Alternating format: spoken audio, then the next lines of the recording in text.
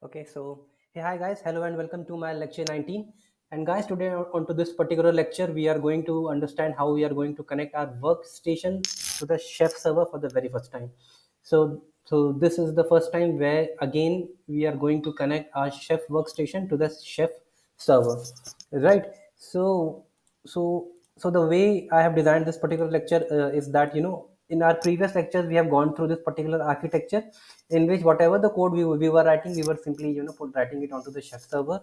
And as I told you guys earlier that at some point of time we are going to upload these codes to the Chef server, and at some point of time Chef client is gonna make sure that these updated codes are up and running onto these particular nodes. So this is how Chef architecture was built about. I hope you guys have gone through my previous lecture.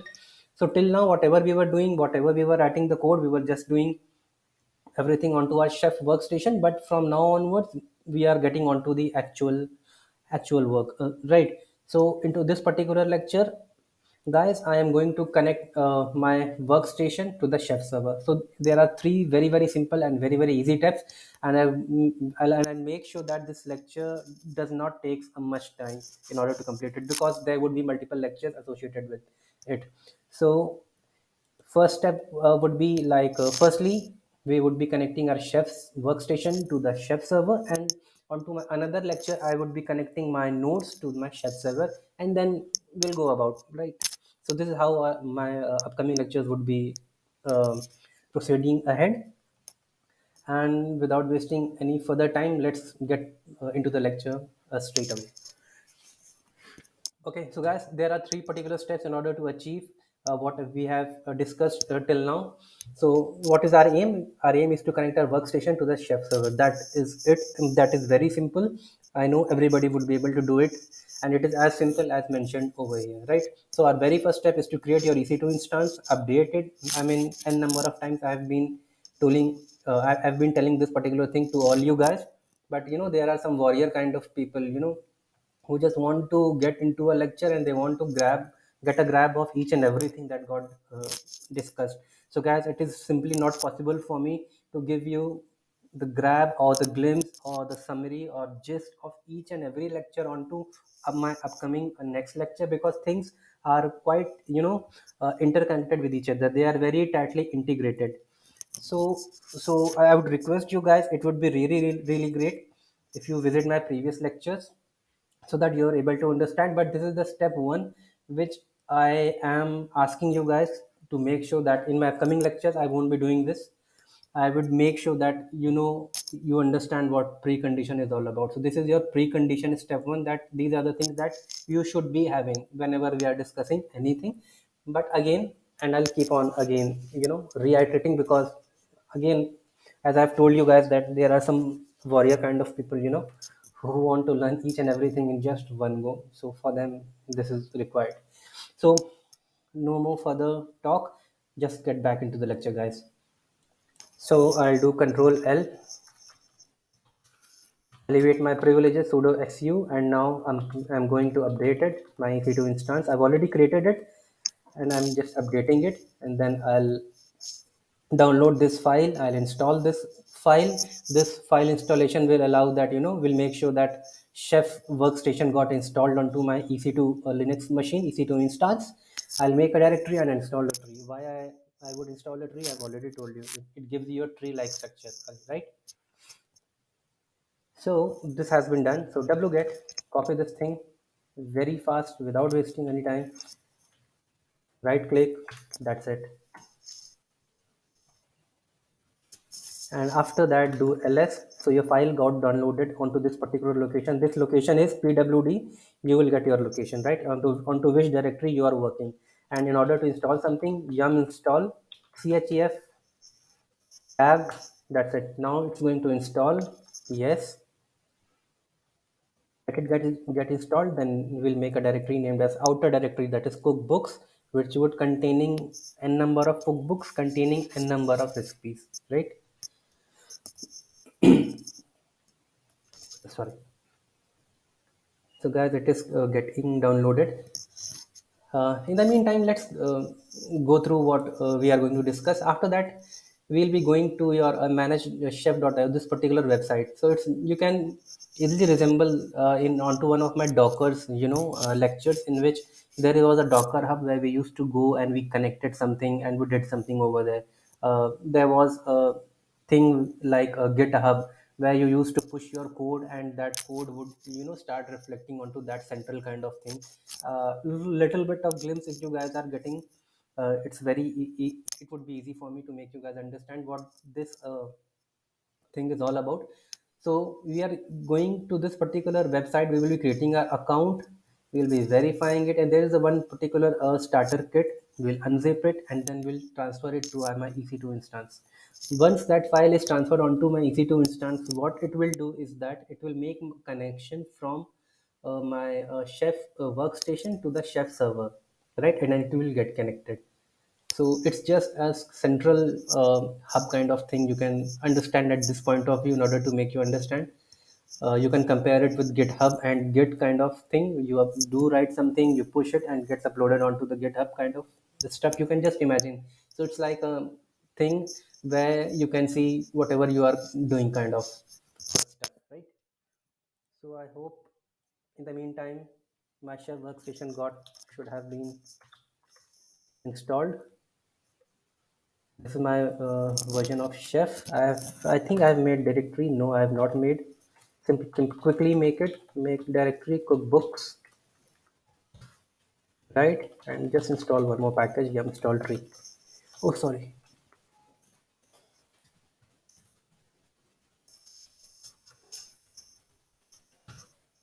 So guys, this step one is done, and this is the precondition in order to go ahead and start my lecture. So onto this particular lecture, again I'm reiterating, I'm going to connect my workstation. My workstation is going to get connected to the chef server, right? And how? I'll show you. So guys, after that you need to go to this particular site, manage.chef.io kind of uh, thing. I think I should go to the incognito mode.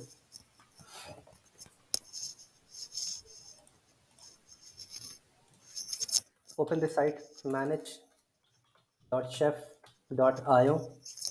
Quickly open it. You'll see that click here to get started. Simply click over here. Enter some of the details over here, right? So I'm pausing this lecture and I'm going to enter some of the details. Once I hit get started, I'll resume my lecture, right? So allow me to stop it for a moment. Okay guys, so I'm back to my lecture. So where were we?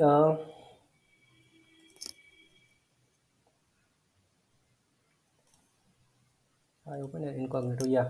So guys, I entered some of my details that I mentioned you over there. And once I entered my details, these were the things that were coming up onto the screen. Like, thanks for signing up. We sent you an email. Verify your email address. We all need to verify our email address. Go back over here to your email ID where you started. Click on the verification URL, and something like this would come, right? So after that, you need to create your password. I'll create a password. Very easy, everything, everybody can do it, but just for the sake of users who are learning for the first time, who are not very much comfortable with it, I am doing it for them. Normal people who are working in IT organizations or some of the organizations, they it would be easier for them to cope it up a little bit fast. So over here it is currently creating the user.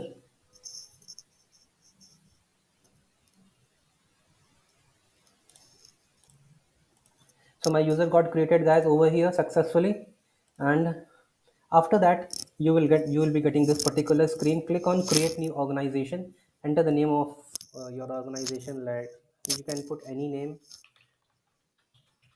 of your organization. Let's say learn free, short name learn free 21 or 1. Let's put 21 learn free 21. Create your organization over here. So your organization is getting created over here, and after that you need to do one thing. Once it is done, you need to download this download starter kit. I would have mentioned over here. Download it and then unzip it and then transfer it to your EC2 machine. That is it. So I'm going to download it. Your key will be reset. It's okay, fine, just proceed ahead. Do not waste time. In order to understand what everything is coming onto your way, we need to save our time, right? So now I am copying it or I should cut it. I think I'll cut it and I paste it, and I'll paste it onto my desktop. Yeah, I'll remove it so that you guys do not get confused. So I have downloaded this particular thing over here onto my local machine. So this is my local machine, guys. Please remember, I'm not downloading this download starter kit onto any other place. I'm just downloading it onto my local machine, and after that you need to just unzip it, extract all, extract here itself. So this is a file which gets downloaded or gets after extraction. This is how it would look like. It will contain certain things, like it is containing my .chef file or my folder, my cookbooks and rows. These are the things that would be inside onto things, right? So you do not need to worry what these are all about. Let's get back to our main section, right? So we have downloaded the starter kit and we have simply unzip it. This is the simple common thing which everybody does it. Now we are going to transfer it to your EC2 instance, right? So in order to transfer it, how we are going to do it? We are going to make use of WinSCP.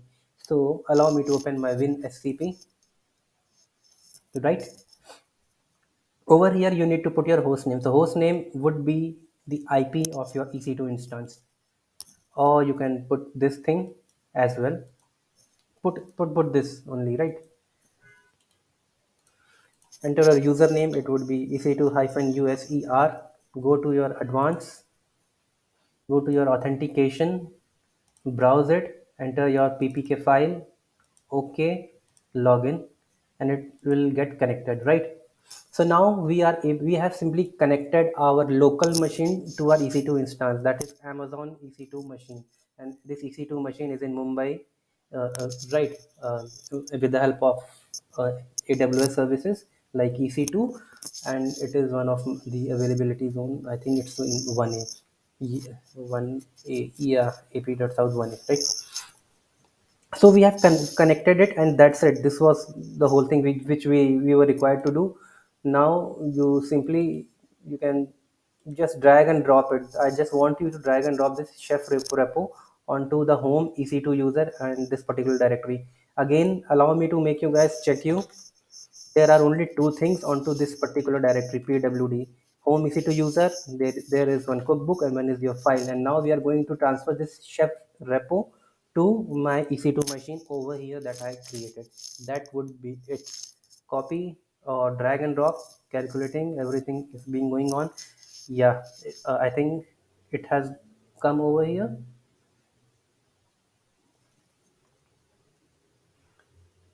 Need to check. So this has come over here, right? So why I used WinSCP? I simply used WinSCP just because in order to transfer something from your Windows machine and to your Linux machine onto cloud, you make use of these kind of tools, which are known as WinSCP. It would be better if you gain a little bit of understanding. If not, I can give you guys a demo. Just let me know what WinSCP is all about. If you guys do not know and want to know, I'll again give a lecture onto that stuff. It's very easy, right? But do not think that it's easy, then it means easy for everyone. It may become difficult or be difficult for someone else. So without wasting further any more time, I have transferred my repo to my ec2 instance, right? Now check your ec2 instance directory where you uploaded your chef repo. It is onto my home ec2 user and onto that particular directory. So it is over here, my chef repo. Now just you can do cd, just check it. You're inside that, there are certain things over here, ls-a, and you would be seeing that there is .chef kind of folder. Just go into that folder, cd .chef/ls, right? So over here, guys, you can see that there are two files. One is config and one is learn free. So learn free, that I showed you guys where I created this, and this is the config.rb. Okay, so you can just check the contents of it. And the most important thing which you need to verify it over here is that, now you are getting the chef server url. So my ec2 machine or my workstation, let's say, in other words, if I say it is somewhat connected to, or you can say that, it is getting this particular url, and this url is going to connect, or it shows that it is connected to my chef server, right?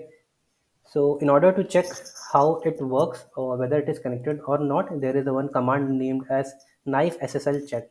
So just get out of this dot chef cd dot dot, and whatever we are going to do, please make note down. I don't have written it over here, but now whatever we are going to do, whatever we are going to do, each and everything would be in chef repo onto this particular directory, right? Onto this particular location. From here we are going to do everything from now onwards, from this lecture onwards. This is how it's gonna work, right? So nice SLCHECK check, just check what's going on, whether it is connected or not. So it says that successfully verified certificates from api.chef.io, right? So it means that in one way or the other we have connected our workstation to my uh, this chef server, right? So this is my username learnfree21, and I have remembered my password. I'll be noting it down somewhere else. And guys, within a couple of hours or after some time, I'm going to bring another lecture immediately, so that you guys are able to comprehend what is going on. So now in my next lecture, I am going to configure my nodes in such a way so that they are get connected to my chef server. And I told you guys, with the help of knife we would be checking that whether things are going from chef workstation to the chef server.